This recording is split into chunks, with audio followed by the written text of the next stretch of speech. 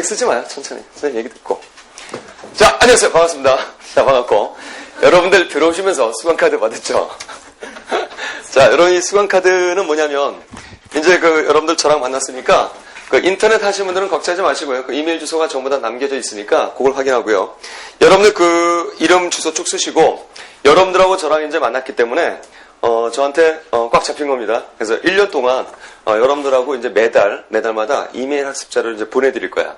그래서 이제 거기에는 문제 한 8개에서 10개 하고, 그 다음에 거기에 해당하는 해설하고, 그 다음에 해설만 하는 것이 아니라 답을 내기 위해서 그 주변에 관련된 내용, 이런 것도 확인시켜드리고, 그 다음에 핵심 영리 포인트, 그래서 핵심 영리 포인트를 정리해드리고, 그 다음에 또 여러분들 수시 면접은 이것도 신경 많이 쓰기 때문에 면접 자료, 이런 것도 같이 함께 보내드리고, 그 다음에 또 글만 이렇게 보내드리면 좀 맹숭맹숭하기 때문에, 선생님의 포토와 함께 매달마다 이렇게 갈 거예요. 비웃고 있는데, 기대해라. 올여름엔 누드 버전도 간다. 그래서 이거를 수능 끝나봐라. 앨범식으로 갈 거야. 자, 그래서 여기다 학교 쓰시고, 그 다음에 예비 학년을 써야 된다. 여기다가는. 그 다음에 학원은 여기 상계매가라고 쓰시기 바라고요. 그 다음에 핸드폰이 있으시면 핸드폰 번호 쓰시고, 집 있으면 집 전화번호 쓰시고, PP 있으면 PP 번호 쓰시고, 그 다음에 이메일인데, 특히 이메일은 영문이기 때문에 꼭 부탁드리는데 또박또박 써주시기 바랍니다. 대강 써버리면 자신의 필체로 쓰면 옮겨 적지를 못해요. 그래서 남들은 받고 있는데 혼자 못 받게 되니까 또박또박 쓰시기 바라고, 카드가 뒤에 모자르신 분은 이따 또 들어올 테니까 그때 이제 쉬는 시간 쓰면 됩니다. 그 다음에 강좌는 물리1이라고 쓰세요. 물리1이라고 쓰시고, 그 다음에 물리1에서 여러분들이 조금 좀 어렵다고 생각하는 약점이라고 생각하시는 부분에다가 체크를 하시면 되고, 다 모르면 다 체크하세요. 여기다가. 그 다음에 물리2. 여기서는 이건 물리1 강좌지만 혹시 자기가 물리2를 선택한다 그러면 물리2 중에서 약하다고 생각하는 부분 거기다 체크를 해주면 통계에서 좀 어려운 부분에 해당하는 것도 또 나중에 좀 준비를 해드릴게요. 근데 보통 2 과목은 2학년 때 학교에서 안 배우기 때문에 대부분 아마 2는 거의 다 모르죠. 다 체크해도 상관없고. 이 자리 혹시 물리2 선택하는 사람 손 들어봐요. 그래. 이쪽 어떤 인상이 좀 괜찮아 보였어요. 그래서 물리2 그렇게 하시기 바라고. 그 다음에 그 이전에 수강 이력이 있는지, 선생님한테 들은 적이 있었는지 한번 들어봐. 인터넷이나 현장에 이렇게 들었던 사람 손 들어봐요.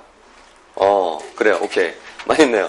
이 자리에서 들었던 사람 없나요? 이 메가스터디 학원에서? 그래. 그래서 그 학원에 들었던 사람은 학원 이름하고 강좌 언제 들었다 쓰시 바라고. 그 다음에 사이트는 어느 메가 사이트에 들었다. 그 다음 무슨 강좌다. 그거 쓰시고. 그 다음 밑에 이메일 학습 신청이라고 있는데, 여러 이거 체크 잘 해줘야 돼. 이메일을 받기 싫은 사람은 체크하지 말어. 응? 왜냐면 인터넷 싫어하는 사람도 있잖아. 그래서 나중에 이거를 2월 말이나 3월 초쯤 되면은 그때 모두 한꺼번에 이제 발사할 건데, 한 하루 이틀 지나면요, 밤 12시쯤 되면은 무대기로 써져요. 메일 하면 난리가 나요. 근데 이상하다 싶어서 딱 클릭하면 거기 써 있어요. 귀하의 메일을 수신거부하였습니다. 죽어버리고 싶어. 그러니까 받기 싫은 사람은 괜히 스팸 처리되니까 받기 싫은 사람은 체크하지 말고 받고 싶은 사람은 반드시 여기다 체크를 꼭 하여라. 발코리 표시를. 그 다음에 하고 싶은 말. 여기다가 선생님한테 꼭 해야 될 말 이런 거 꼭 쓰시기 바라고. 저는 물리가 처음이에요. 저는 물리 선택 안 했는데 처음이니까 어떠한 방향을 해주면 고맙겠습니다. 이런 거. 또 저는 우리나라 온 지 얼마 안 됩니다. 그래서 한국어를 잘 모르니까 좀 잘 좀 해주십시오. 실제로 있더라고요. 엊그제 들어왔는데 일단 물리부터 시작하는 사람들이 있더라고. 그래서 그런 거 쓰시기 바라고. 남학생들 장난치지 말고요. 여기다 미안하다, 사랑한다 이런 거 쓰지 마. 엊그제 모학원처럼. 그래서 여기다 쭉 쓰고 이따 쉬는 시간에 쭉 걷겠습니다. 자, 이거는 이제 여러분들 앞으로 1월, 2월 2달 동안 심한 물리 세계를 달 겁니다. 자, 이름은 김성전 선생이라고 하고요.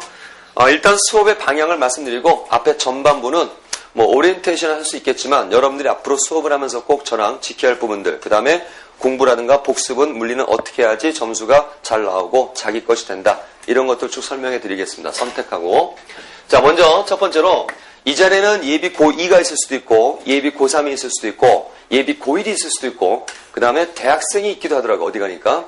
예비 대학생. 왜냐면은 물리를 싫어해서 피해 다니다가 이공계를 이제 합격할 것 같으니까 이공계 들어가면 이제 물리를 안 배울 수가 없어서 그것 때문에 또 물리를 듣는 사람도 있을 텐데 학년을 불문하고 합니다. 그러니까 무슨 얘기냐면 수능 물리 따로 없고 내신 물리 따로 없어요. 우리가 자꾸 이제 보통 수능 물리하고 내신 물리하고 구분하는데 수능 물리하고 내신 물리하고 다를 건 하나도 없어요. 단지 그런 사람들 많이 있죠. 특히 예비고 사람들. 고등학교 2학년 때 물리화를 학교에서 이제 했던 사람들은 자기는 학교 시험은 좀 하면 내신 물리는 좀 되는데 수능 물리는 안 된다. 모의고사를 보면 점수가 안 나온다. 이런 얘기를 하는데 그런 이제 공부를 할 때 약간의 좀 차이가 있어서 그래요. 일단은 그 물리 과목 이렇게 있으면 내신 물리 같은 경우는 범위를 딱 정해놓죠. 중간기말로. 그래서 어디서 어디까지 딱 범위를 정해놓기 때문에 여기서 추가로 공부한 다음에 이거에 대해서 딱 시험 보면은 점수는 90점 이상 이렇게 나오겠죠. 공부한 만큼. 근데 이 모의고사라든가 몇 달씩 한번 보는 것들은 단원이 이렇게 누적이 되면서 범위가 서로 간에 이렇게 연결되는 거예요. 유기적으로. 그러니까 통합성이 강하기 때문에 우리가 보통 거기서 곤란을 겪게 된다. 그래서 여러분들 그 경험 중에 하나가 문항 하나를 보면은 기역, 니은, 디귿이 이렇게 쭉 들어가 있잖아요. 그 이 중에서 뭐 막 이제 풀다가 맞아, 이거 맞아, 이거 틀려. 그러다가 끝에 가서 어떻게 돼요? 좀 비굴해지죠? 그럼 이제 어떻게 하니? 너 모르니까 이제 퀘스천 이지랄 하지. 그러고 나중에 뭐 하니? 옳은 것은 그럼 이제 디귿 들어간 것만 다 지우잖아. 그럼 꼭 몇 개 남니? 꼭 2개 남죠? 그럼 이제 찍죠, 2개 중에서. 그러니까 이런 부분들이 이렇게 애매한 부분들이 나타나는 이유가 뭐냐면 이렇게 어떤 그 내용이라든 개념들이 서로 간에 유기적으로 이렇게 연결이 되어 있는데 이거를 좀 범위가 좀 이렇게 틀리다 그래가지고 이걸 동떨어지게 생각을 하고 있으니까 문제 안에서 연결이 되지 않는 거죠. 그러니까 이렇게 공부를 할 때 자체에서 하나로 묶어서 제가 수업 시간에 여기의 내용을 설명하면서도 여기에 있는 어떤 개념이나 이런 것들을 끌어다 얘기할 것이고 또 뒷부분의 개념을 설명하면서도 앞부분의 내용을 끌어다가 같이 연결해서 같이 수업을 할 테니까 공부를 할 때부터 처음부터 이거를 연결해서 같이 공부를 해놓으면 돼요. 그렇게 생각하면 되고 그다음 두 번째로는 개념 정리하고 문제풀이하고는 어떻게 하느냐. 개념 정리반 따로 없고 문제풀이반 따로 없습니다. 지금은 이제 아무래도 겨울 첫 단계이기 때문에 보통 이제 개념 완성반이다 이러고 학원에서 광고 나가겠지만 여름방학이 되면 또 문제풀이반이다 이러고 나가겠지. 근데 개념 정리반 따로 없고 문제풀이반 따로 없습니다. 그러니까 선생님과 같이 수업을 들어본 사람들은 알겠지만 아까 누가 인터넷으로도 강의 들어봤다 그랬죠? 누구였죠? 한번 손 들어봐요. 누구였나요? 인터넷 들었다는 손 들어봐. 거기 좀 무슨 책으로 공부했었니 그때? 그냥 책 없이 선생님과의 토크만 했었니? 선생님이 어떤 강의를 하든 간에 이거 어느 한쪽으로 치우치는 거 없습니다. 항상 2개를 연결시켜야 돼요. 보통 보면은 자기는 개념 정리 딱 하고 나서 문제 풀어야지 하는데 자기는 개념 정리는 되었는데 문제가 안 풀린다는 사람이 있어요. 근데 사실 그거는 개념 정리가 제대로 안 된 거야. 문제가 안 풀리는 것은. 그러니까 항상 이 개념과 문제를 역시 또 연결해야 되는 거야. 그래서 지금 현재 할 때 한 개념과 문제를 한 50대 50을 합니다. 어떻게 보면은 이게 좀 많은 것 같기도 하고 어떻게 보면 이게 좀 많은 것 같기도 하고 그래. 그러다가 이제 보통 여름방학 때쯤 됐을 때 미리 얘기할게요. 이제 여름 되면 제일 많이 질문 받는 게 그거야. 문제풀이반이라고 나왔는데 선생님 문제만 풀 겁니까? 아니면 개념도 할 겁니까? 그러는데 문제풀이반이라고 광고가 나가더라도 어떤 수업이든 간에 이걸 뗄 수가 없기 때문에 항상 그때는 개념 한 40에 문제 한 60 정도의 비율을 차지하도록 할 거야.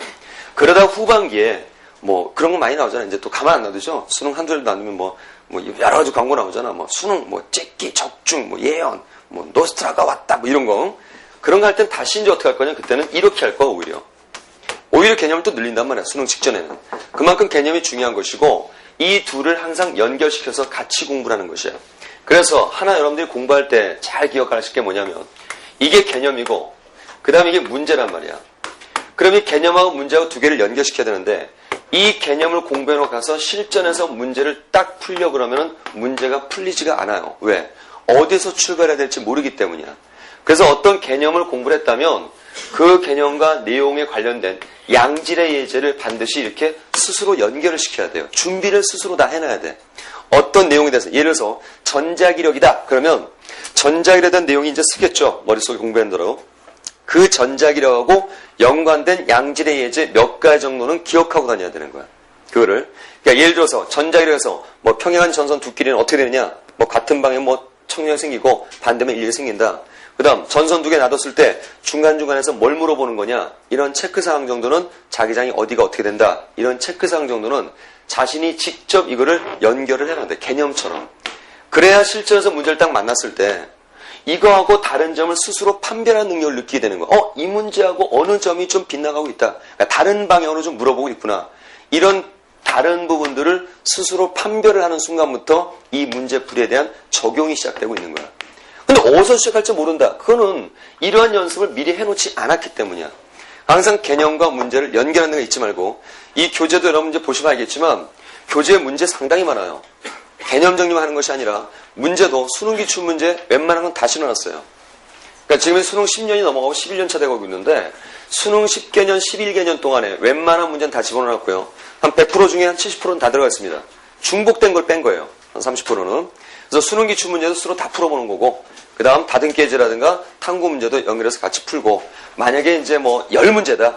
그럼 10개를 다 이제 풀지는 못하겠죠. 우리가 이제 쭉 진행을 해 나가야 되니까. 그래서 뭐 그 중에서 뭐 너무너무 쉬운 거, 혼자 해결할 수 있는 거, 이거는 이제 가볍게 멘트를 달아서 넘어가고, 한 두세 개는. 혹시라도 또 문제를 다 못 푸는 경우, 나중에 시간이 지나서 또 못 푸는 경우가 생기면, 지금은 당장은 쌤이 이제 그 수업을 하느라고 이제 못 만들고 있지만, 조금씩 만들어가지고, 강의가 끝날 때쯤 되면은, 이제 문제에 대한 해설지도 선생님 홈페이지에다가 올려놓을 테니까, 그때 들어가서 그것도 다시 확인해서 복습하고 그렇게 이제 해나가는 거야. 하지만 그렇다고 해서 또 문제에다 중점을 두면 절대 안 되는 거다. 항상 개념하고 체크를 연결한다는 거 잊지 말기 바랍니다. 개념과 문제는 항상 연결돼야 되는 거다. 따로따로 없어. 그 다음 세 번째로는 물론 뭐 지금이니까 지금부터 심화를 갖다가 여러분들 욕심을 내는 사람은 드물겠지만 기본반이라는 말과 심화반이라는 말이 있는데 자, 될 수 있으면 기본에서 심화까지 모두 달려갑니다. 기본에서 심화까지. 지금 우리가 수업 시간을 잡은 것도 아마 여러분들 조금 좀 많다는 느낌 좀 들 것이야. 그 다음에 학원 광고지는 8줄 하나 같지만 제가 수업을 진행하면서 1줄을 더 할 수도 있습니다. 그러니까 2월 말까지 9주가 나와요. 2월 말까지 9주가 나오고 제가 웬만해서는 휴강을 하는 사람이 아니기 때문에 꽉꽉 채워서 하면은 2월 말까지 한 번을 더 할 수 있는 기회가 있어요. 그래서 그때까지 제가 이제 시간적 확보를 한 다음에 이 기본에서 심화까지 웬만한 건 다 다룬다는 얘기야. 뭐 기본반 따로 하고 심화반 따로 하고 이거 별로 도움 안 돼요. 보통 이제 판에 박힌 커리큘럼이 있죠. 1월, 2월에는 기본반, 3월, 4월, 5월에는 좀 심화 학습을 하고 6월, 7월, 8월, 9월에는 문제풀이 위주로 하다가 그 다음에 뭐 9월, 10월에는 뭐 총정리를 한다.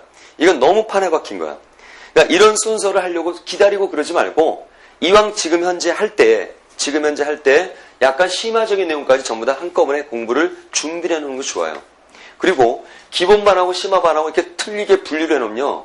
결국은 심화반하다 기본 내용 나 설명하고 있어요. 못 알아들으니까. 그러니까 이것이 항상 연결이 된다는 얘기죠. 그래서 이 어떤 기본적인 내용이 있으면 여기랑 관련된 심화적인 내용을 같이 이렇게 붙여서 공부를 해놓는 거죠. 수업 시간 자체에. 따로 다 띄워놓지 말고요. 그래서 항상 기본에 심화하게 가는 것이고 하나 명심할 건 뭐냐면 쓸데없는 심화는 안 한다라는 거다. 교과에 벗어나는 심화는 안 합니다. 이제 올해는 좀 괜찮아요. 수능을 7차에서 한번 딱 치르고 났으니까 이제 좀 알아.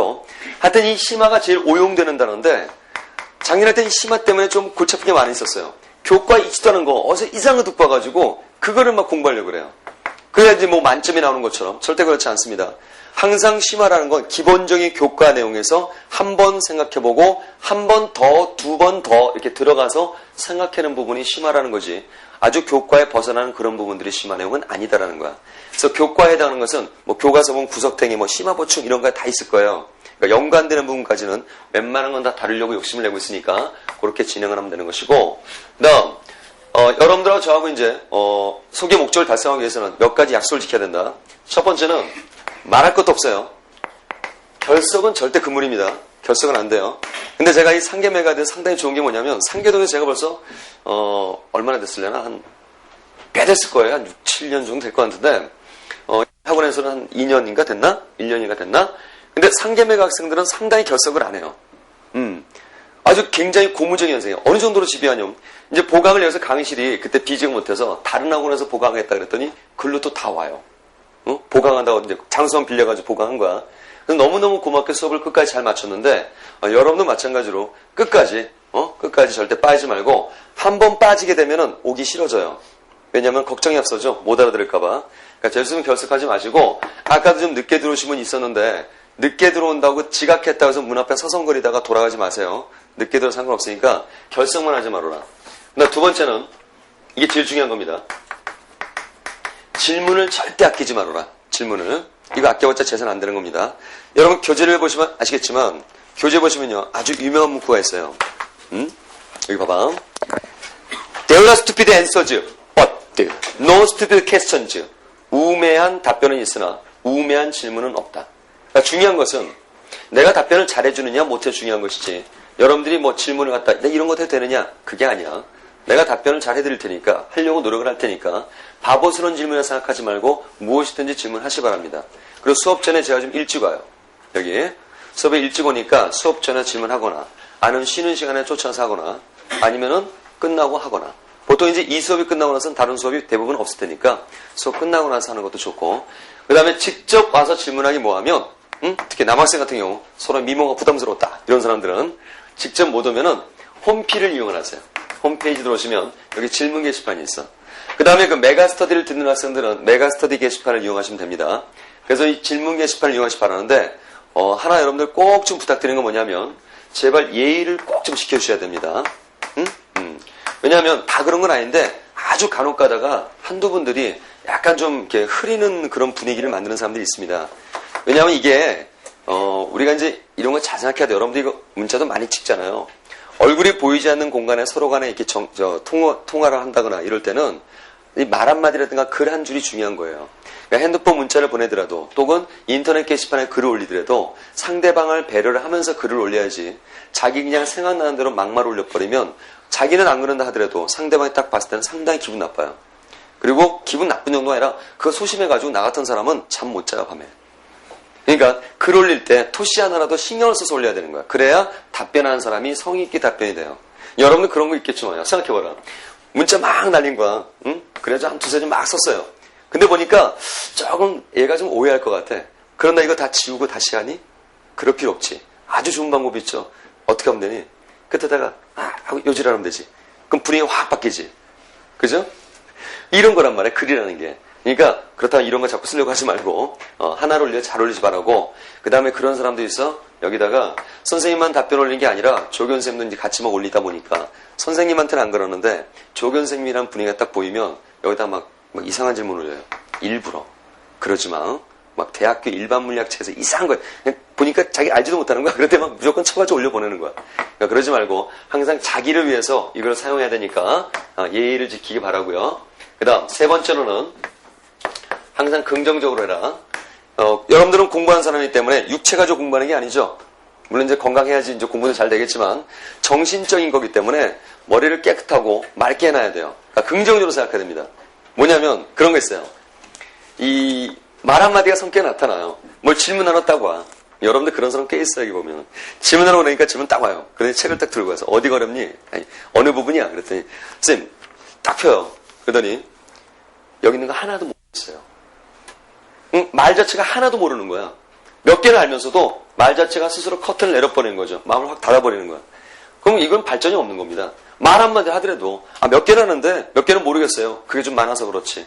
그러면 이건 말 자체가 하나도 모른다 이래버리면 스스로 나는 모른다 그러면서 스스로 아예 모른다고 고정을 시켜버리는 거니까 알려고 하는 게 중요한 거잖아. 그러니까 항상 긍정적으로 여러분 하시기 바랍니다. 아셨죠? 자, 요 정도로만 여러분 잘 지켜주시면 소개의 목적은 달성할 수 있을 것이고, 그 다음 복습하는 방법에서 알려드릴게. 복습을 하실 때는 제가 이제 수업할 때 어떻게 하냐면 제가 이제 앞에 있는 내용을 쭉 설명을 드릴 겁니다. 내용을 쭉 설명을 드리고 그 다음에 오늘은 첫 시간에 이제 얼만큼 문제를 좀 더 많이 풀게 될지 모르겠지만 이 내용과 연관되는 예제를 이렇게 풉니다. 문제들은. 그리고 풀지 않은 문제에 대해서는 항상 수업이 끝날 때는 체크하면서 끝나요. 뭐 1번 별표, 3번 동글방이, 뭐 5번 별표 2개, 뭐 이딴 식으로. 그럼 집에 돌아가셔서 이제 이것이 자기의 과제가 되는 건데 의욕만 너무 앞서가지고 돌아가자마자 바로 그냥 수업 시간에 들어서 이해했다 이거야. 그리고 돌아가자마자 바로 그냥 막 문제부터 풀어들려 그래. 이거 안 풀려요, 문제. 그리고 혹시라도 풀리더라도 얕게 풀리는 겁니다. 그러니까 절대 돌아가실 때 문제부터 풀지 말고요. 이 개념과 이론을, 내용을 공부한 부분들을 복습을 하십니다.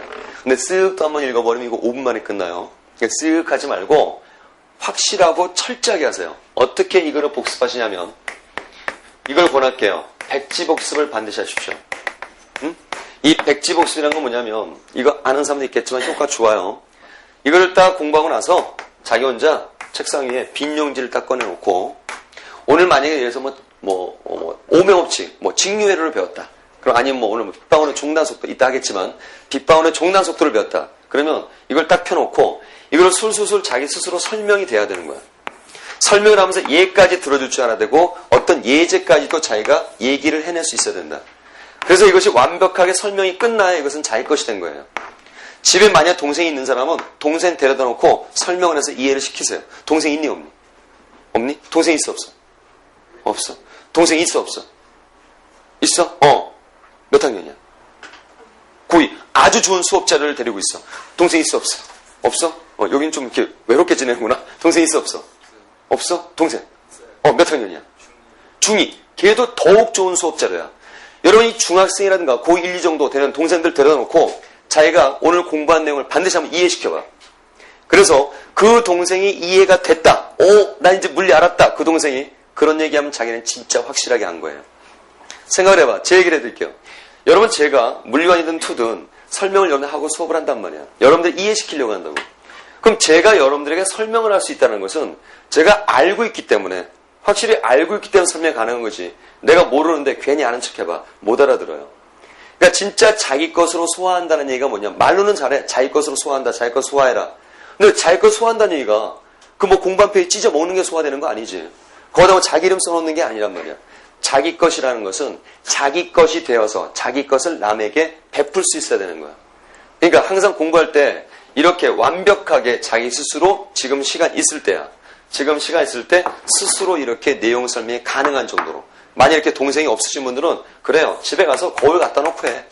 거울 딱 세워놓고 공부하면서 알겠니 빙신아 하면서 설명해요. 재밌어요. 시간 가는지 몰라요. 그럼 막히면 다시 돌아가. 이건 분명 안 되는 거야.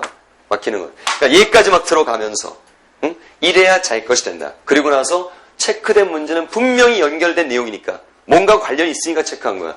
그때 이제 문제를 푸는 거죠.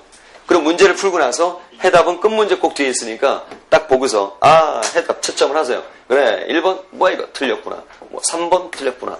뭐 5번 틀렸구나. 7번 틀렸구나. 8번 뭐야 이거 자꾸. 이 새끼 다 틀리고 있네요. 그러나 여러분 이 틀리는 게 중요한 거예요. 아까 요 얘기했잖아. 긍정적으로 생각하라고요. 맞는 건 중요한 게 아닙니다. 틀려야 자기가 자극받고 깨우침이 생기는 거지. 근데 적당히 맞아버리면은 또 사람이 또 약해져요. 의식이. 항상 이게 틀리는 것에 대해서 여러분들 자기 스스로 좋은 기회라고 생각하시 바라고. 그 다음 그런 사람들 많죠. 채점을 따오면요. 2번은 맞았어. 2번은 무지하게 동그랗잖아요. 틀린 건 어떻게 하니? 살짝 유지라는 그렇지. 이거부터가 이런 거를 자꾸 창피한다는 얘기야. 틀리는 걸 창피하면 안 돼. 모르는 걸 창피하면 안 돼요. 알겠죠? 그러니까 틀리는 것에 대해서 너무 여러분들 연연하지 마시고 틀리는 것을 맞아나가는 작업이 바로 우리가 공부하는 거야. 그렇게 명심하시 바라고요. 자, 여러분들 그 다음에 이 파일 속에 보시면은 파일 속에 보시면 이렇게 이제 진행을 하면 뭐 소개 목적은 달성할 수 있을 것이고 지금까지 뭐 물리를 선택해서 물리를 공부해가지고 인생을 망친 적이 없었다. 망친 적이 있었다. 이런 사람은 없었으니까 여러분 꾸준하게 잘 해보면 좋을 것이고 그 여러분 파일 속에 보면요. 이 안에 이제 뭐 이런 게 있어. 이 비닐 폴더는 뭐냐면 이제 그때마다 오늘처럼 뭐 나눠드릴 게 있다 이러면 이렇게 껴가지고 드리는데요. 그때마다 이걸 드리는 게 아니라 프린트 나눠드리면 몇 단지 껴서 보관을 하세요. 보관하시고 그 다음에 이거는 뭐 제 딴에는 칼라가 내 딴은 좋다 그래서 집어넣은 거고요. 이거는 그다음 그리고 하여튼 요즘 학생들 재밌어요. 제가 모 학원에 가가지고 말이다. 이게 어디 있던데. 모 학원에 가서 수업이 끝나고 강의실에 넉넉히 10분 동안 참 많은 상념에 잠긴 적이 있었어요. 며칠 전이야. 다 나가고 나서 정리를 하면서 하나씩 이렇게 주워가 나가는데 어느 부분인가 뭔가 좀 이상한 기운이 뻗쳐서 가봤더니 이지랄 해놨어요. 제발 이러지 마세요. 왜 그러는 거야? 나한테 무슨 왼수 증거 있니? 그것도 여기다가 화살표 찔러놨어 목에다가. 응? 아마 분명히 다른 친구, 옆에 친구라면 집에다 이거 벽에다 놓은 거 다 타고 있을 거야. 밤마다 머리가 쑤셔. 제발 좀 이러지 말고. 왜 그래, 왜? 사람 서운해. 막 밤에 서울 퍼서 잠을 못 자잖아. 그러지 말고. 이제, 읽어보세요. 읽을 거리 있어요, 요 안에. 그 다음, 요 안에 보시면, 여러분들 읽을 거리가 안에 있을 겁니다. 요렇게 있죠. 이게 이제 중요한 겁니다, 이게. 제가 이제 하고 싶은 말을 여기다 이제 쭉 썼는데, 잘 봐. 그 다음에 인터넷 하시는 분들은 이거 전부 다 파일로 올려놓으니까 이거 파일 다운받아 보면 될 거야. 이 앞에는 물리 공부하는 방법입니다. 수능을 준비하는 방법이에요. 그러니까 잘 정독해서 읽어보시 바라고 못 받으신 분은 이따 들어오니까 걱정하지 말고 요 안부분은 뭐냐면 수능의 유형을 정리해 놓은 거예요. 수능 문제는 어떻게 만들어지고 어떠한 사례들이 있었다라는 걸 해놓은 거니까 딴에는 상당히 유익한 자료가 만들어 놓은 거니까 읽어보시는데요. 여러분 특히 1번만 볼게요. 작년에 수업 들은 사람은 알겠지만 제가 수능 준비하실 때 내신도 마찬가지예요. 어차피 내신은 수능의 경향을 따라가게 돼 있으니까 수능 준비 때가 울부짖었던 게 뭐냐면 수능 문제는 기출문제에서 굉장히 많이 나올 것이다라고 얘기를 했어요. 그리고 똑같은 문제가 서너 문제 있을 것이고 겉보기는 아니지만 내용이 같은 것은 50% 넘을 거라고 얘기를 했는데 그건 근거 없는 얘기가 아니라 너무나 당연한 얘기가 될 수밖에 없어. 왜냐하면 벌써 수능이 10년이 넘어가고 있기 때문에 웬만한 교과 내의 내용이나 실험이나 어떤 자료 같은 것들은 문제로 이미 만들어질 대로 다 만들어진 거예요. 거기다 물리완이 20문항이기 때문에 만들다 보면 문제가 중복될 수밖에 없어. 그래서 보면 알겠지만 여기 1번에 왼쪽 같은 문제는 02년 수능이에요. 이거는 왜 그런 거 있죠? 수레두개 압축시켜놨다가 가운데 꼬무줄 탁 끊으면 띵 하고 튕겨나가는 거. 운동량 보존 충돌단에서 나오지. 그치? 작용반정 얘기도 할 수 있으면서. 근데 요 문제하고 바로 작년에 했던 05년 수능 문제를 봐봐. 똑같아요. 실험 장치마저 똑같고 단지 글로 물어보던 것을 작년에는 숫자로 몇 배 확인하는 거예요. 응? 똑같은 거야. 또 바로 밑에 문제 봐봐. 바로 밑에도 마찬가지야. 4개 중에 2개 실험하는데 너무너무 똑같은 거야. 우리 그런 거 있지? 물체 끌 때 뭐 움직이 직전에 마찰력. 그 무슨 마찰력이라고 그래요? 들어본 사람은? 최대 정리 마찰력이라고 하지. 그치? 그거를 이제 보는 대표적인 실험인데 왼쪽에는 99 수능이야. 좀 오래됐죠? 6년쯤 됐겠네요. 그치? 그런데 책상에다 이렇게 걸쳐놓고 스모렘 라젠 걸쳐놓고 이 뭐 매달아놓은 추가 무거우면 이렇게 미끄러 시작하고 그런 거 있어. 그게 미끄러지느냐 안 미끄러지느냐 이걸 찾는 건데 오른쪽에 바로 이제 여러분 한 달 전에 05년 수능이라고 해서 나온 건데 그림 봐봐. 똑같아요. 그죠? 단지 다른 건 손모가지가 있을 뿐이죠. 왼쪽 오른쪽은. 이 차이야. 더군다나 더 재밌는 건 베껴도 이렇게 베낄 수가 없는 거야. 그 99 수능의 기억번은 라지엠을 스모렘의 2배가 하였다. 움직이니 안 움직이니 이거 묻는 거거든. 바로 작년에 나온 것은 라지엠은 2kg, 스모렘은 1kg. 응? 숫자로 2배일 때 움직이냐 안 움직이냐 똑같은 거죠. 그렇다고 베낀 건 아니겠죠. 만들다 보니까 중복이 될 수밖에 없단 말이야. 그러니까 항상 어떤 기출문제는 유형 자체가 있으니까 이렇게 반복 사례라는 게 있고요. 그 다음에 그 밑에 2번, 3번, 4번, 5번, 6번 쭉 써놨으니까 공부하면서 자기가 잘 확인하고 스스로 경향을 분석하고 공부를 해야 되죠. 어떤 목표성도 모르고 그 과목의 방향성도 모르고 공부를 해봤자 그것은 어디로 가는지 모르는 겁니다. 그 다음에 선생님 이거 중요합니다. 이건 이런 유형이에요. 이렇게 백날 제가 떠들어봤자 의미 없어요. 중요한 건 자기 스스로 경향을 확실하게 파악하고 분석하고 공부를 해나가야 되는 거야. 알겠죠? 그래서 이거를 잘 읽어보시 바라고요. 자, 그러면 이제 여러분들 이제 요 정도 얘기를 했고요. 그 다음에 그 선택에 관한 얘기는 그냥 간단하게 얘기할게요. 여러분들 그 선택 과목 얘기를 많이 들었겠지만 주변에서 선택 과목 얘기할 때 사탐이든 과탐이든 여기는 이과생이고 과탐이겠지만 어떤 과목을 선택하라 그래요? 어떤 과목을? 하고 싶은 거라 그러죠? 그거는 진짜 너무나 확실한 얘기예요. 한마디로 얘기해서 여러분들이 지금 선택 이유에 놓인 사람들이 많이 있겠지만 선택은 로또입니다. 응? 이거는 즉 어떤 특정한 과목이 유리하다고 정해지는 건 절대 아니다. 그리고 올 수능에서도 마찬가지야. 채점 결과를 분석했을 때 어느 과목이 유리했다라는 말 들어본 적이 있을 텐데 어느 과목이 유리했다라고 떠드는 것 그거 거짓말이고 확실하지 못한 얘기다. 왜냐하면 A라는 과목이 있는데 이따가 제가 이것도 아마 여러분들 제가 복사를 맡겼는데 좀 이렇게 전달이 안 되나 봐. 이건 못 받았죠? 받았나요? 여러분 보시면 이게 뭐냐면 채점 결과 그 보도자료예요. 이게 평가원에서 나온 거다. 등급 구분 점수라든가 얼만큼 퍼센테이지 차지하는가 이게 나와 있는데 이거를 보고서 말이야 유리한 쪽으로 얘기하면 그 과목이 유리한 거예요. 어떤 사람은 이게 유리할 수 있고 어떤 사람은 이게 유리할 수 있는 거야. 그러니까 절대 그런 말에 속지 마. 자기가 하고 싶은 말 해야 돼. 그래서 이걸 왜 여러분 말씀드리냐면 객관적으로 얘기해 싶어서 그래. 특정 과목이 유리했다. 그런 거 없어요.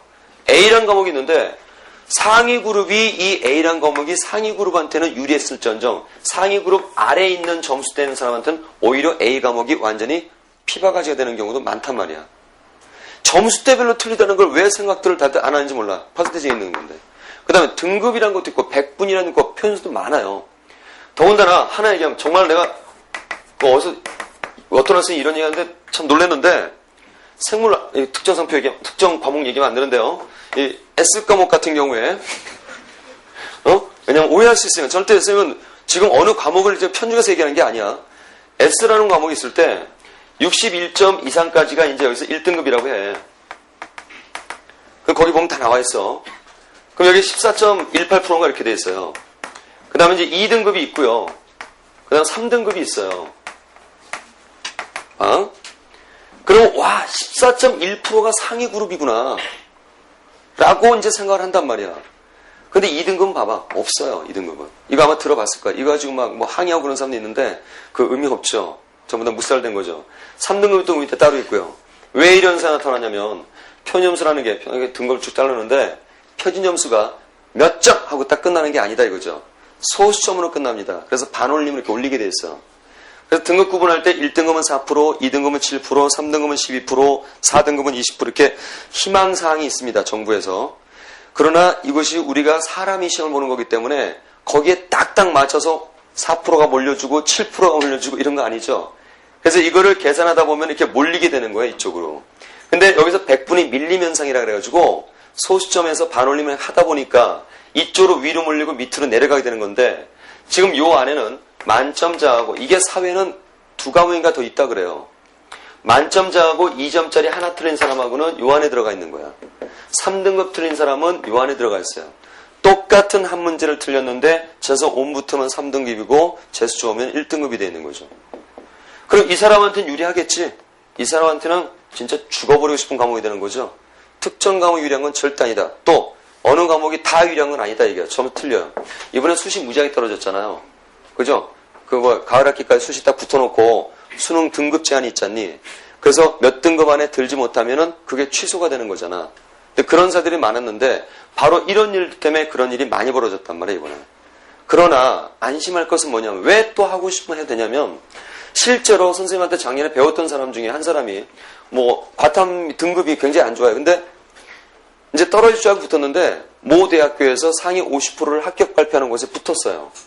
그럼 너는 어떻게 된 거니? 그치, 자기도 놀랐는데 이유는 뭐냐면 자체 대학별로 보정 점수를 만들어놨지 지금. 그래서 이러한 병폐를 갖다가 어느 정도 커버를 해주는 점수 체계가 또 학교별로 몇 군데 만들어졌단 말이야.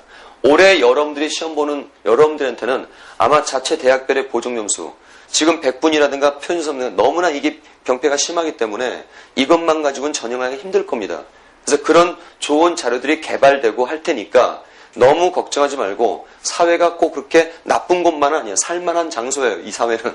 그러니까 자기가 하고 싶은 과목 하시길 바라고요. 알겠죠? 꼭 하고 싶은 과목 하시기 바라고 자신 있는 과목 하세요. 그 다음에 어느 과목이 어려우니까 이득일 거야. 그것도 바보 같은 소리야. 과목의 어려운 난이도였다. 난이도가 어려웠어. 아 그러면은 평균이 낮아지니까 이득일 거야.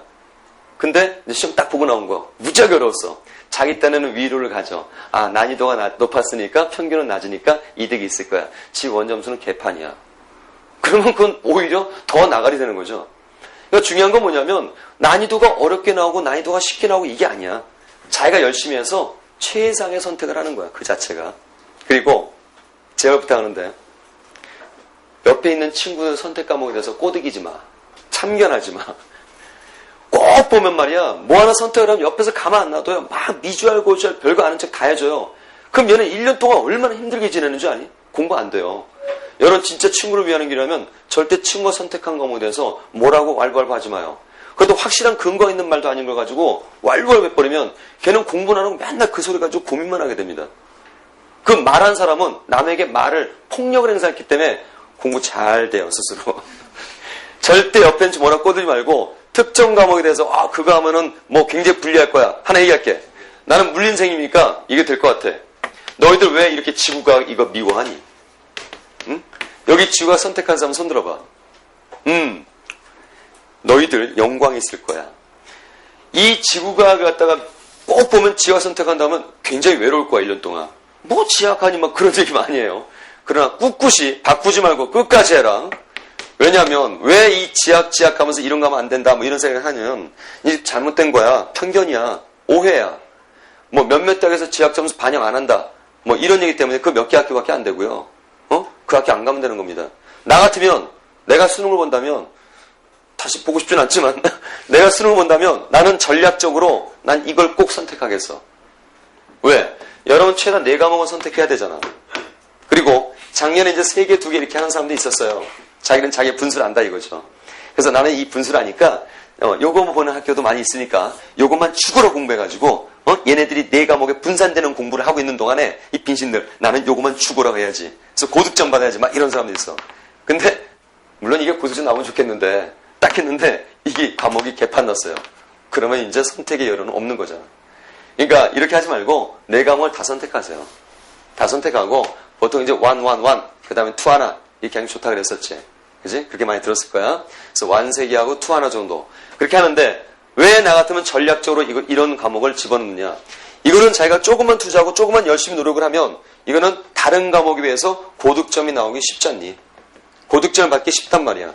그러면 여기서 남는 시간을 다른 과목에 물화생 같은 데 투자하면 그만큼 효과적인 공부가 되지 않겠어?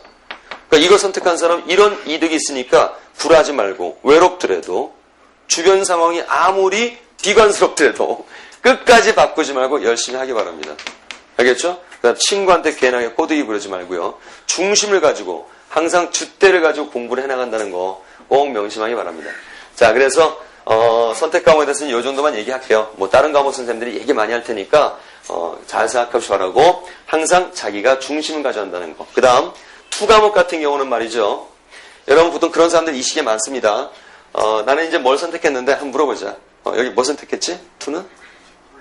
물투. 인상 참 좋아 보였어. 그 다음 또 뭐지? 화투. 여기는? 화투. 요 뒤에는? 화투. 자, 이렇게 어떤 2 과목을 선택을 한 입장에서는 아직 정하지 못한 사람도 있더라. 빨리빨리 정하시고요. 그 다음 1을 정리하고 나서 2를 하겠다는 사람들이 있어.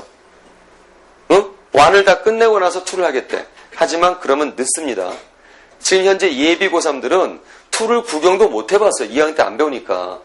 그럼 1 정리하고 나서 1 공부 다 끝내고 나서 겨울 동안에 2를 시작한다 그러면 결국 3, 4, 5, 6, 7, 8, 9 해가지고 7, 8개월 동안 준비하고 수능 보게 되는 거야. 상대적으로 공부의 양이 작아져요. 공부의 양이 작기 때문에 괜히 어려움만 느끼는 거야. 1이든 2든 똑같습니다. 뭐 다른 과목은 모르겠지만 물리 같은 경우는 1이든 2든 공부하는 양 똑같고요. 그 다음에 난이도도 비슷하고요. 투자하는 시간도 똑같습니다. 그 다음 물리는 공부를 몇 배를 돼야 된다.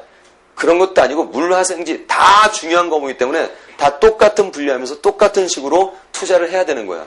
특정 과목 이런 거 없어요. 그러니까 2를 선택한 사람은 지금 당장 이번 겨울을 이용해서 당장 공부를 시작해 놓으시기 바랍니다. 늦습니다. 3월 가서 하면은 2월도 늦어요. 지금 시작하세요. 지금 만약에 나는 지금 물리안하고 앉았는데 그럼 갑자기 2를 해볼까? 시간이 모자라니까 2를 하려니까 이제 물리안 시간도 그렇고 과감하게 얘기하는데 시간이 모자라서 2를 할 시간이 없다. 그러면은 과감하게 이 물리안 수업을 접고 2하러 가십시오. 그렇게까지 권할 테니까 2는 지금부터 반드시 시작을 하세요. 다음 시간에 오실 거죠, 다들? 그죠? 예, 그 정도로 중요하다는 얘기야. 생각을 좀 잘못하면 안 돼. 자, 요 정도로만 하고, 자, 바로 이제 우리 교재로 들어가자.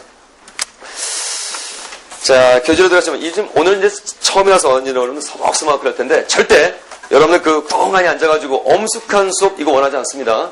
여러분 표정 무섭게 하지 마세요. 저 성격 좀 소심해서 무서운 표정밖에 막 짓고 째려보고 이러면요. 오늘 집에 와서 밤 못 잡니다. 명심하세요. 자, 밝게 항상. 그 다음에 서로 간에 커뮤니케이션이 잘 돼야 돼요.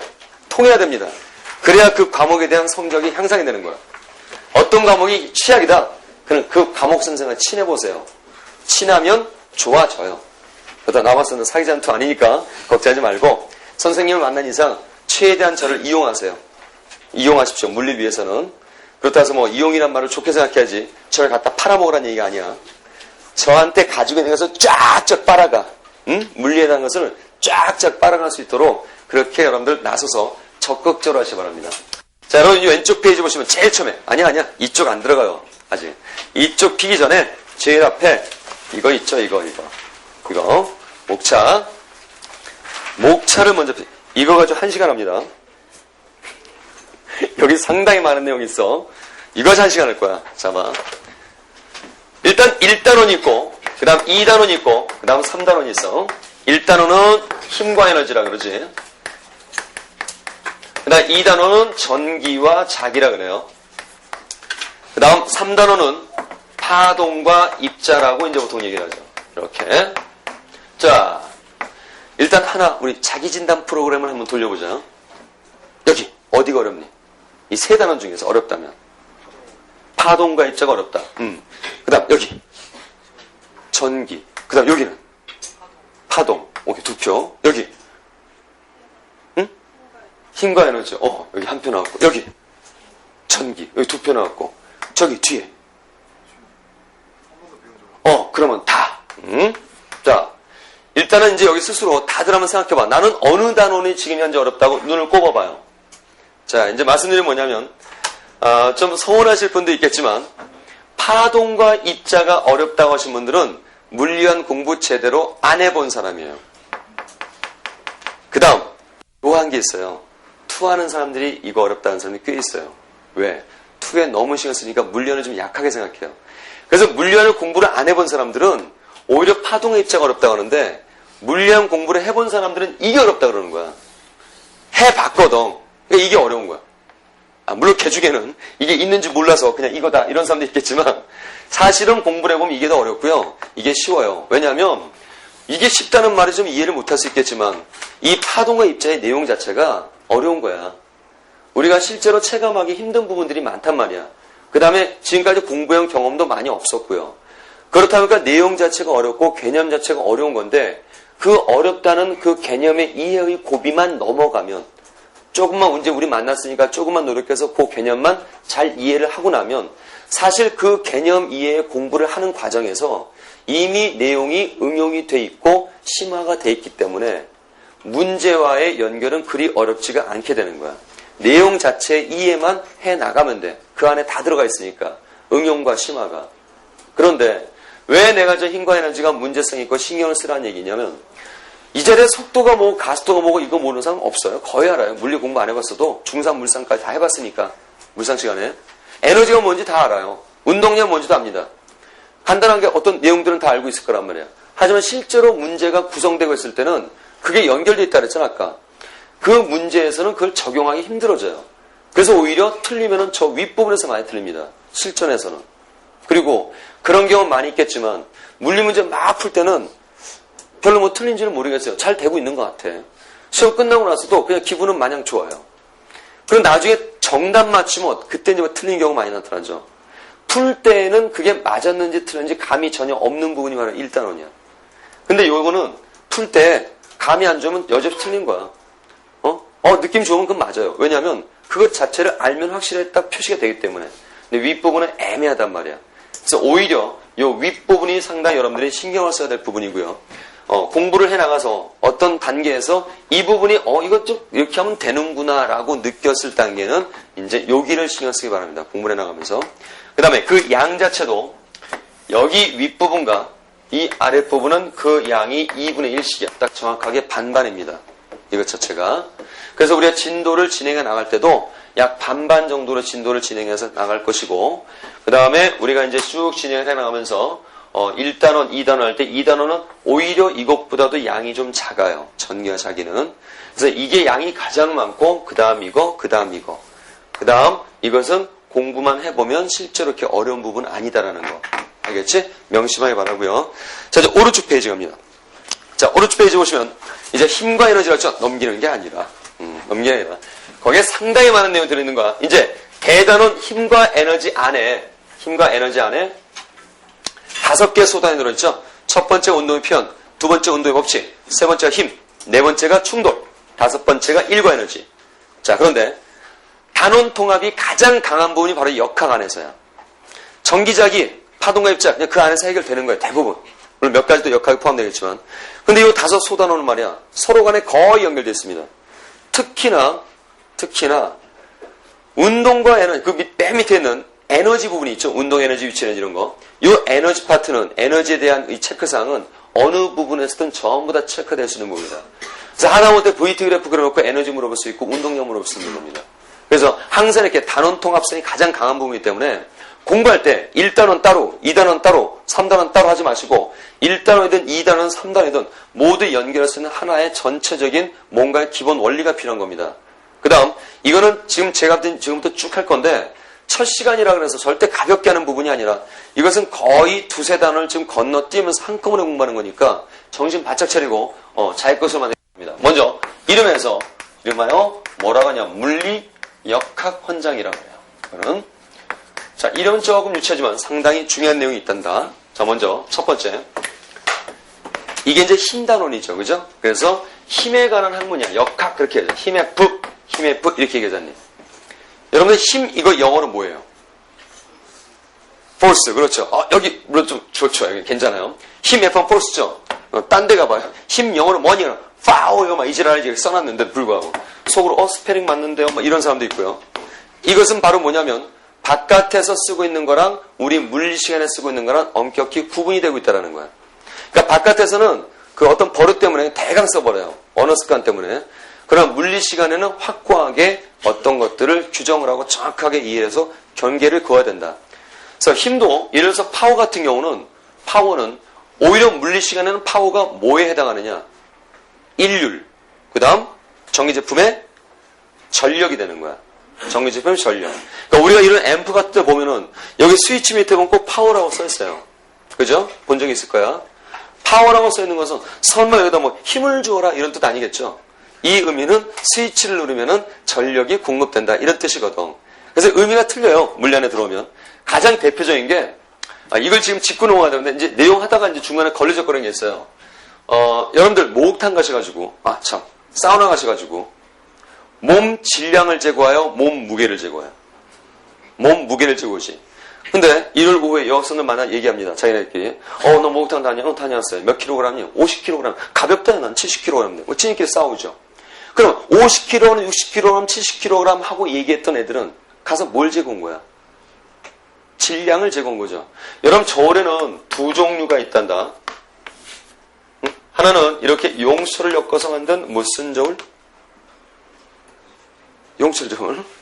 그 다음 이렇게 고깃간에 있는 거 있죠? 고기 올려놓는 거. 이거는 뭐 고깃간 저울 이런 거. 그 다음 또 한 종류는 이렇게 돼 있는 거 있지? 이건 무슨 저울이니? 무슨 저울? 그렇죠. 물론 팔은 양쪽 벌리고 있지만 접시가 위에 있어요. 무슨 저울? 윗접시 저울. 여러분들이 좋은 양팔 저울은 바로 요거죠. 자, 그런데 왼쪽 뭐 어떤 학원은 가니까 뭐 말했지 양접시 저울이 그냥 그래버리더라. 자, 왼쪽과 오른쪽에 다른 점이 있다 이게. 왼쪽은 측정 정도가 질량을 재고 있는 거고, 그 다음 오른쪽에 있는 것은 힘, 무게, 중력. 이제 이 방향 할 땐 중력이 되겠죠. 이걸 재는 저울이지. 자, 우리 생각해봐. 1kg이라는 것은 1kg은 킬로그램 중으로 따지면은 몇 킬로그램 중이에요? 이게 질량입니다. 킬로그램 중으로 따지면 몇 킬로그램 중이야? 9.8 혹은 10 킬로그램 중이라고 지금부터 하면 안 되는 거죠. 알겠어요? 그러니까 봐. 이거 중학교 물상에 나오는 거거든. 이런 사소한 게 걸려져 있어요. 그러니까 하다가 문제 안 풀리면 물리가 어렵다가 돼버려. 자기가 착각해 놓고선 1kg 중이야 그냥. 뉴턴으로 따지면 이제 이게 나오죠. 뉴턴 따지면 뭐야? 그때는 10뉴턴 이렇게 얘기하는 거지. 그치? 야, 애플콜 하면, 애플콜 하면 자다 잠꼬대 나오는 거 있지. 뭐라고 나와? 애플콜 하면은. MA, 그렇죠. 저기 잠버릇 이상하네요. 자, MA, 이렇게 나오지. 그 MA라는 것은 질량에다 가속도 곱하는 건데, 가속도 중에서 우리가 흔하게 보는 가속도가 있다 이거지. 흔하게 보는 가속도. 맞다. 무슨 가속도? 응? 중력 가속도, 그치? 그래. 그래서 가속도 중에서 질량에다가 중력 가속도를 곱했을 때의 힘을 우리는 뭐라고 한다? 중력이라고 하는 것이고, 그래서 1kg에다 중력 가속도를 곱했을 때 10m 이렇게 나오게 되는 거지. 물론 이것도 힘의 단위고 이것도 힘의 단위야. 힘 중에서 중력의 단위야 이게 자체가. 그치? 그런데 힘, 무게, 중력 얘기를 하는 건데, 이거는 F= MA에서 이 뉴턴이라는 단위는 질량과 가속도를 곱했을 때 사용한 단위가 뉴턴 단위고, 그 다음에 킬로그램 중이라는 단위는 1kg을 중력이 당겼다라는 약간 서술적인 의미가 있는 단위가 되는 거죠. 알겠어요? 그러니까 60kg이야 얘? 그러면 안 되고 뭐라 그래야 되는 거야? 60kg 중이야? 그래야 되겠지. 그치? 남들은 이런 데 올라가지고 이렇게 누르는 힘재고 오는데, 그럼 걔네들은 구석 가가지고 이렇게 분동 올려놓고 수평 맞추고 이지랄하고 돌아온 거 아니잖아. 그러니까 이 말 자체에서 60kg 해버리니까 결국은 문제성이 생기는 거지. 헷갈리기 시작하는 거죠. 오케이? 그래서 보통 이제 회화에서는 60kg이야. 그럼 60kg 중이라고 알아들어라. 그렇게 되겠지만 이렇게 구분이 되는 것들이 많다. 그 다음 그렇다면 이 힘이라는 것도 마찬가지죠. force를 갖다 쓰는 것이고, 자, 힘의 뜻이 뭐냐 이거죠. 힘의 뜻. 힘이라는 것은 자, 여기에 어떤 물체가 있다 이거죠. 그래서 빠삭했어. 그랬더니 모양이 변했지. 뭘 줬으니까? 힘 줬으니까. 그렇지. 가만히 서 있는데 딱 던졌어요. 날아가. 뭘 줬으니까? 힘을 줬으니까. 그렇지. 힘이라는 것은 뭐든지 변화를 만드는 원인이에요. 변화. 우리가 공부하는 1단원 역학이 전부 다 이걸 공부하는 거야. 응? 1단원에서 공부하는 역학에서 공부하는 내용들이 전부 다 변화를 공부하는 겁니다. 그런데 어떤 변화를 공부하느냐? 모양 변화가 아니라 운동 상태 변화를 공부하는 거잖아. 빨라지느냐 느려지느냐 이런 걸 뭐라 그래?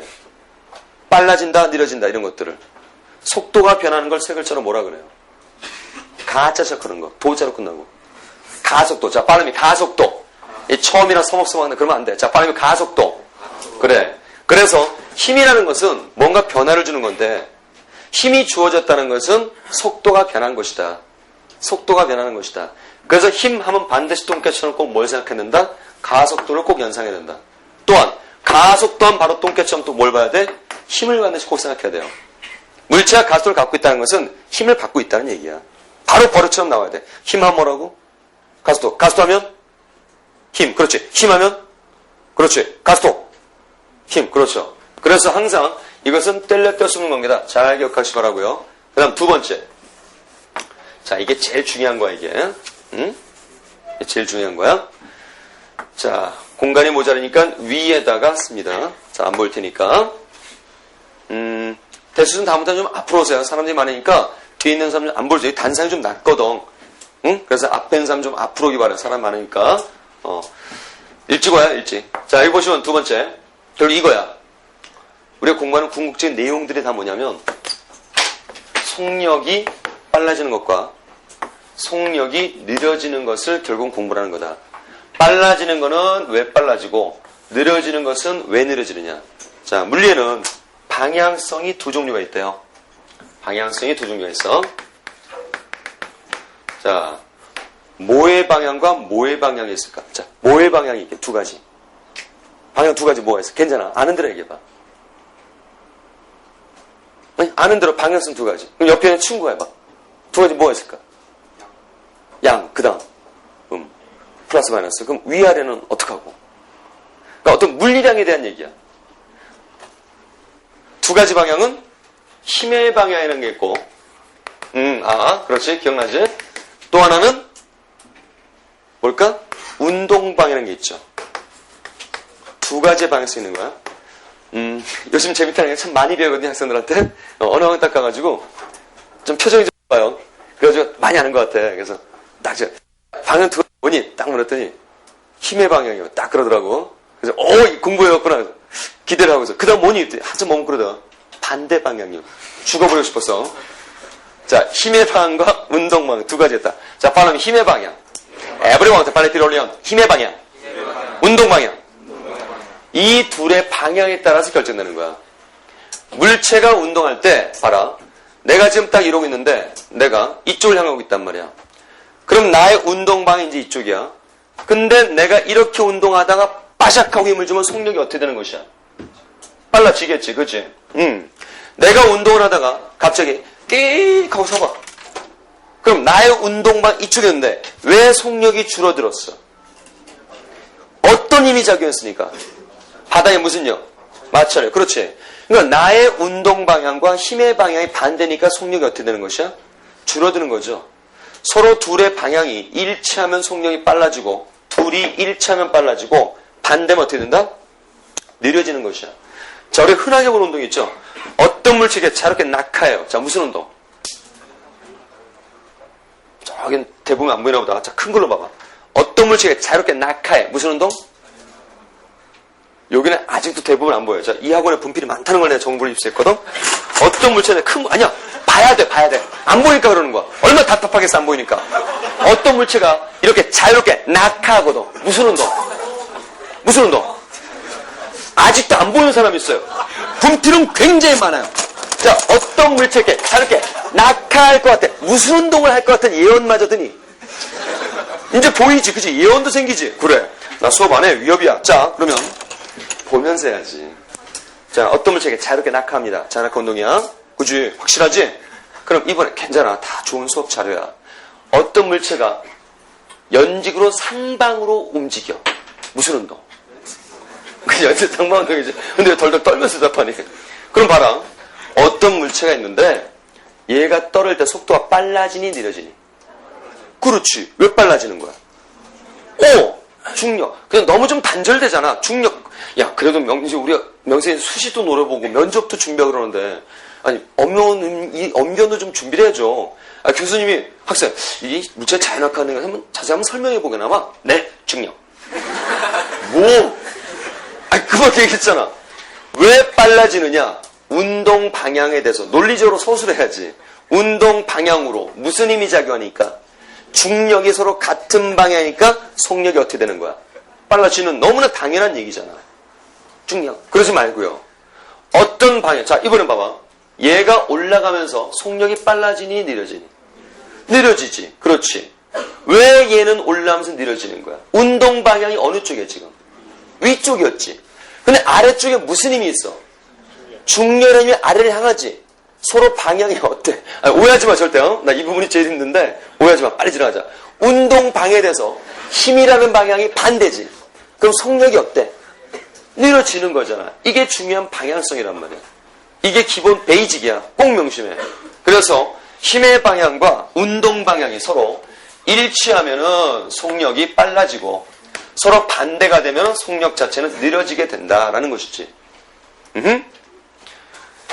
여러분 물리할 때 뭐 맨날 스칼라가 뭐고 벡터가 뭐고 뭐 거리가 뭐고 변이가 뭐 그런 거 백날 해봤자 전체적인 어떤 개념을 이해하지 못하면 연결이 안 되는 거예요. 그리고 이거를 계속 해나가다 보면 계속 이것이 반복되면서 나올 거야. 응? 2주차, 3주차, 4주차 하면서 계속 나올 겁니다. 계속 써먹어야 되는 것이고 익숙하게 이것이 준비가 되어 있어야 돼. 힘의 방향과 동의어가 있지요. 힘 하면 뭐 생각하라 그랬어요? 또 고색 까먹고 힘은 뭐라고요? 그렇지. 이거 참 올해는 안 하려고 그랬는데 힘 하면 반드시 똥개처럼 반드시 보고 다니 항상. 아니야 봐야 돼. 힘 하면은 가속도. PD님 요거 클로즈업 해주세요. 가속도 바로 뭐야? 힘입니다. 응? 힘 하면 바로 뭐야? 가속도. 가속도 바로 힘이야. 명심해. 힘 하면 바로 가속도야. 너희들이랑 이렇게 맞는 거야 지금. 가속도는 바로 힘을 꼭 확인해. 힘과 가속도는 뗄 수가 없다. 자, 힘의 방향은 뭐의 방향? 가속도의 방향. 그렇지. 응? 꼭 명심해. 여러분 이게 얼마나 중요한 건데, 여러분 중요하기 때문에 제가 그래서 여러분 의자 밑에 전부 다 이걸 다 써놨어요. 나중에 확인해봐. 뭘 또 보니? 그냥 해본 소린데. 내가 미친놈이니 내가? 저기 봐. 그다음 운동 방향은 그걸 찾고 있어 또. 자, 운동 방향 똑같은 말은 하여튼 재밌어요. 운동과 똑같은 말은 뭐의 방향? 그래, 뒤에 나온다. 속도의 방향이야. 속도의 방향. 자, 이 둘의 방향성을 반드시 이해한다. 자, 봐라. 요것만 하고 잠깐 쉬었다 할 테니까, 아니 하나만 더 하고 쉴 거니까 5분만 집중해라. 여러분들 이런 거 있죠? 여기 질량 M자리가 있습니다. 얘가 이쪽으로 2m/s로 가. 얘는 질량 M자리가 이쪽 1m/s로 가. 여기서 제가 화살표를 좀 차이를 둔 것은 이것은 속도가 좀 크기가 크다는 거야. 빠르다는 거죠, 얘보다.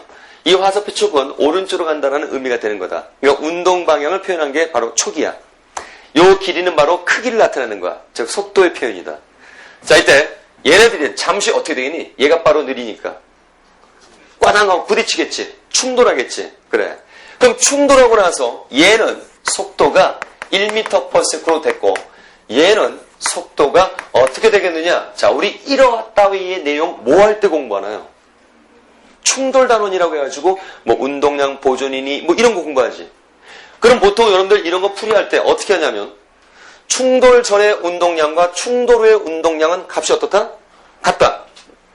그래서 얘의 운동량 더하기 얘의 운동량 이퀄 얘의 운동량 더하기 얘의 운동량 같다. 이걸 얘기를 하는 거지. 그렇게 계산 쉽게 해내. 자, 그런데 한번 스스로 잘 생각해봐. 우리가 물리를 할 때는 외우지 마라, 이해를 해라, 개념으로 풀어라. 단편질 하지 마라. 이런 얘기 많이 하면서 사실은 그렇게 하고 있지. 지금 당장 스스로 잘 느껴봐. 이걸 답을 낼 때 어떻게 푼다고 우리가? 충돌 전의 운동량과 충돌의 운동량 같다. 라는 명제 갖다 놓고 대입해서 푸는 거지. 그치? 그러한 명제에 대해서 대입해서 얼마다라고 딱 답을 내는 거지. 그 이전에 그 이외에는 아무런 생각 없어요. 너무나 당연한 것이다 이거죠. 운동량 보존된다. 그 외에는 생각이 없어. 그러면 문제가 조금 응용됐을 때 문제를 풀지 못하게 되는 거야. 조금 어려운 생각을 해낼 때는 힘들단 말이야. 심화적인 걸 생각할 때는. 항상 기본적인 중심이라 그랬어. 자, 지금 한 걸 봐봐. 운동량 보존되든 말든 생각하지 마, 그거. 봐. 얘가 달려가. 꽈당! 하고 부딪혀. 그럼 얘는 힘을 어느 쪽으로 받니? 얘랑 부딪히면서 힘을 어느 쪽으로 받아? 왼쪽으로 받지. 그럼 속도 어떻게 되겠니? 줄어들겠지. 그럼 얘는 꽈당! 했으니까 얘는 힘을 어느 쪽으로 받아? 오른쪽 받지? 속도 어떻게 되겠어? 빨라지겠지. 그럼 1보다 분명히 어떻게 되는 거야, 이제? 커지겠지. 그럼 얼마인지도 안 할 수 있어. 자, 모든 제가 힘하면 가속도 생각한다. 이것은 우리 뉴턴의 가속도 법칙 얘기를 하는 거잖아. 힘과 가속도는 서로 비례하는 거니까. 그지? 가속도 A는 M분의 F를 얘기를 하는데, 봐라. 야, 꽈당 충돌할 때 서로 간에 주고받는 힘의 크기는 항상 똑같다. 이건 무슨 관계야? 응? 이렇게 작용했더니 반대로 작용하는 힘의 크기가 하나로서 똑같은 힘이야. 이거 뭐라 그래? 작용반작용은 되게 가위가 붙여지는데요. 작용반작용. 힘의 크기 같잖아. 그럼 질량과 가속도는 서로 하는 무슨 관계야? 반비례잖아. 서로 질량이 어때? 똑같지? 그러면 가속도도 똑같겠지? 속도 변화량도 똑같아야 되겠지? 얘는 속도가 얼마 변했어?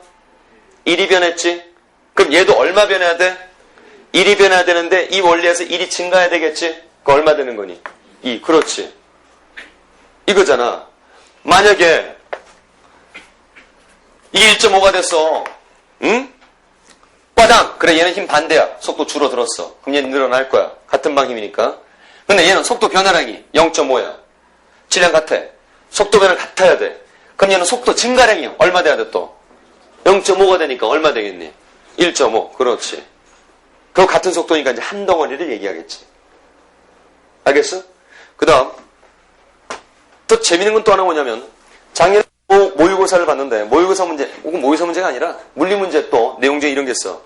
다음 충돌 중에서 가능하지 않은 것은, 그런 거 종종 볼 겁니다. 다음 충돌 중에서 일어날 수 없는 것은, 가능하지 못한 것은, 그래가지고 한 4개, 5개가 나와요. 결국 뭘 골라내는 거냐면 이제 하나씩 해보는 거야. 충돌 전의 운동량보다 충돌의 운동량이 크거나, 충돌의 운동량보다 충돌 전의 운동량이 작거나 크거나, 그건 안 되는 거지. 그럼 이제 그 문제를 풀 때 어떻게 하겠니? 이런 식이 딱 나왔으면은 이제 하나씩 다 계산해 본다고요. 응? 근데 문제 중에 그때 어떤 게 있었냐면 이게 2.5예요. 그리고 이제 얼마나 나와요? 이걸 하나하나 다 계산해 보고 있어요. 야, 딱 보고 이 답이 나야지. 이거 가능한 거 안 가능한 거야? 가능하지 않은 거지. 충돌했는데 속도가 빨라졌다. 이거 엑스파일이지. 있을 수 없는 일. 이걸 계산하고 있어요, 해설체는. 안 된단 말이야. 그냥 어떤 명제를 딱 갖다 놓고, 물리는 이거였으니까 여기다 대입하는 거야. 안 한다고 하면서 그렇게 하고 있는 거야, 사실 우리가. 그러니까 무작정 글로 가지 말고, 이게 생각을 하면서 돌아가는 것 같아도 훨씬 이게 정확하고 빨리 가는 거예요. 그 다음, 여러분 이거 처음 보는 것 같죠? 근데 저랑 공부한 사람 봤겠지만, 여러분 교과 과정에 이거 있어요. 분명히 있습니다. 단원 제목으로도 있어요. 그걸 있는지는 몰라요. 그게 공부가 단절되었던 거야. 여러분들 고등학교 1학년 교과서를 보시면요. 교과서 단원 제목이 그렇게 돼 있어요. 운동 방향으로 힘이 작용하면 어떻게 될까? 그게 단원 제목이야. 운동 방향과 반대방 힘이 작용하면 어떻게 될까? 그런 소단원 제목들이 있어. 그렇게 공부를 했었어, 학교에서. 근데 그는 고1 과학이라고 생각도 안 하고 버리는 거야, 이제. 중간고사 보고 끝! 기말고사 보고 끝! 물리 새로 하는 거죠. 그 다음 물리완이란 건 여러분들이 1학년 때 배웠던 과학 속에 있는 물리랑 똑같아요. 그거 여러분 반복하고 있어요, 지금. 근데 전혀 기억이 안 나죠. 다 새로 해야죠. 그러니까 항상 공부를 갖다가 이렇게 비효율적으로 하지 말고 계속 공부를 이렇게 연결해서 효과적으로 자기가 운영해 나가야지. 하나 하고 단절, 이건 절대 안 된다, 얘기야. 알겠지? 자, 5개 중에 3번째입니다, 이제는. 여기 지우고요. 아주 중요한 얘기야, 이거는. 자, 한번 읽어보자. 리설트, 파레르베네, 에브레 볼리머 스피드, 힘의 방향. 나도 무슨 인지 잘 몰라. 발음이 힘의 방향. 어때? 가속도의 방향. 동의어야. 알았지? 자, 원모택 볼륨업. 운동 방향. 에이, 원모택 빠르면 운동 방향. 자, 맨날 선생님이, 인터넷 등산 그러냐. 그런 생각 한 사람이 있었을 거야. 쟤는 맨날 존재, 팔로미. 여러분들이 있다는 존재를 일깨워줘. 있잖아, 팔로미, 에브리바디. 운동 방향. 아유, 원모택 빠르면 운동 방향. 얘네 뒤통수 비춰주세요. 있는 거 확인시켜줘. 왜 나한테 게시판 보내가지고, 혼자서 참 잘하시네요. 그런 말 하지 마. 얘들이 날 지금 이렇게 민망하게 만든 거 아니야. 앞에 써놓고. 자, 빨리 운동 방향. 속도의 방향. 그렇죠. 이게 동의어입니다. 둘이 일치하면 빨라지고요. 반대가 되면 느려진답니다. 그런데 별거 아닌 것 같아도요. 좀 5가지를 이제 우리가 전반부 할 건데, 별거 아닌 것 같아도요. 사실은 이제 내용을 쭉 정리해다가 갑자기 생각해내면 이게 안 튀어나와요. 그거는 이제 익숙해지는 방법밖에 없는 겁니다. 튀어나오기만 한데, 머릿속에서. 어려운 얘기가 아니니까. 그럼 조금 샤프한 사람은요. 어떤 생각을 했냐면, 선생님, 운동 쪽으로 힘이 좀 속력 빨라지고, 운동 반 힘이 반대로 좀 속력이 느려지는데, 그럼 운동을 하는 데에서 직각으로 힘이 작용은 어떻게 되겠습니까? 운동 반에서 직각으로 힘이 작용은 어떻게 되겠느냐? 그때는 어떻게 될까? 운동 방향을 주면 속력 증가. 운동은 반대면 속력 감소. 운동 방향에 대해서 직각으로 힘이 작용하면 속력의 변화가 아니라 진행 방향의 변화를 틀어준다고 생각하면 되는 거예요. 그래서 이렇게 써놨거든. 운동 방향과 힘의 방향이 직각일 때는 바로 진행 방향의 변화를 준다. 진행 방향의 변화를 준다라는 거죠. 네. 자, 지금 제가 이렇게 구분했잖아요. 다른 점이 뭐냐면 이거는 봐봐. 바로 운동 상황이 어디에서 일어나는 거니 이거는. 그렇지. 좋아요. 직선상에서 하고 있는 얘기야 이거는. 1차원상에서 하고 있는 얘기야. 이거는 직선상이 아니겠지. 이거는 평면상에서 하고 있는 얘기야. 가장 대표적인 형태가 뭐냐면 얘들아 우리 이거 한번 봐봐 이거. 이렇게 원운동을 해요. 응? 이 원운동할 때 나타나는 힘을 무슨 역이라고 하지? 그렇죠. 원심력이라 하면 안 됩니다. 구심력이라. 자, 빠르면 구심력. 이제 앞으로 원심력이란 말은 쓰지 마세요. 아니, 쓰지 않은 게 아니라 원운동이면 원심력이 아닙니다. 일단 구심력이야. 빠르면 구심력. 구심력이라서 중심을 향하는 힘을 항상 가지고 있는 거야, 원운동은. 그런데 그 구심력에 대한 바깥 방향의 관성력을 뭐라고 하는 거다? 그걸 원심력이라고 하는 거다. 그래서 원심력에 대해서 좀 더 구체에 들어가면 물리 2고요. 간단하게 설명하고 지나가면 구심력에 대한 가상적인 원심력을 우리는 뭐라고 한다? 관성력을 원심력이라 하는 것이야. 모든 원운동은 중심을 향하는 구심력을 갖고 있단다. 자, 이렇게 얘가 이렇게 원운동을 해요. 이렇게 일정한 빠르기로 원운동을 해. 그럼 얘가 이 지점에서 순간적인 힘의 방향은 바로 어디를 향하면 여기를 향하는 것이야. 이게 바로 힘의 방향 구심력이야. 구심력이 조금 그 감이 안 오는 사람은 이거 한번 생각해봐. 얘들아, 여기 이렇게 지구가 있어요. 이렇게. 응? 그 다음 요 주변에 이렇게 위성이 있어요. 아니야, 적응해야 돼요. 자, 미안해, 영어를 독하게 해서 그래. 자, 그러면 지구 주변에 위성이 이렇게 돈단 말이야. 뭐 이렇게 할까? 이건 아닌 것 같다. 자, 그러면 위성이 돌고 있는데요. 지구 주변에 위성이 돌고 있다는 것은 지구와 위성 간에 무슨 역이 구심력의 역할을 하고 있는 거야? 지구와 위성 간에 끄는 힘, 4글자. 만일력, 그렇죠. 여기 좀 빨라요. 좋습니다. 어제가 아니다. 일요일인가? 모학원에서. 서로 당기는 힘, 4글자. 지구의 힘. 죽어버린 줄 알았어요. 맞는 것 같기도 한데, 지구의 힘도. 만유인력이 바로 구심력의 역할을 하고 있는 거야. 아까 바로 봤지만, 지구의 힘 틀린 건 아니더라고요. 이렇게 돌아가요. 이때는 구심력 역할을 무슨 힘이 하느냐? 줄에 의한 무슨力이 되겠어, 이거는? 장력이 바로 구심력의 역할을 하겠지. 이렇게 모든 원운동은 중심을 향하는 힘이 있어. 그런데 왜 원궤도를 이렇게 계속 유지하느냐? 한번 봐봐. 여기에서 순간적인 운동 방향은 들어본 거 있어요. 어떤 방향이라고 그래요?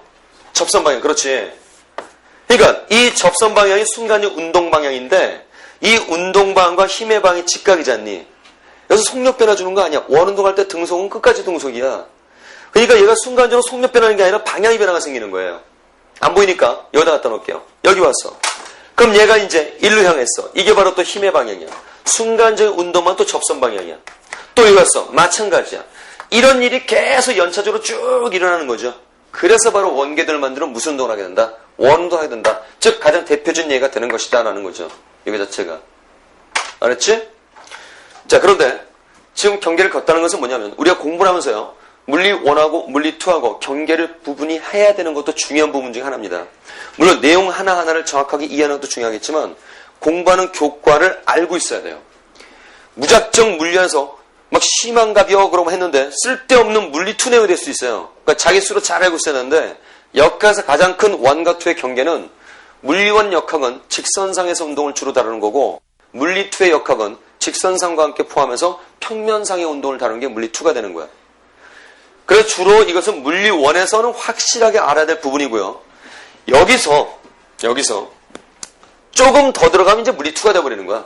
진짜 여기서 필요 없다 이게. 하지만 물리 1 할 때는 요 부분까지는 알아두어야 한다라는 거야. 실제 수능에도 나온 적이 있었어요. 그럼.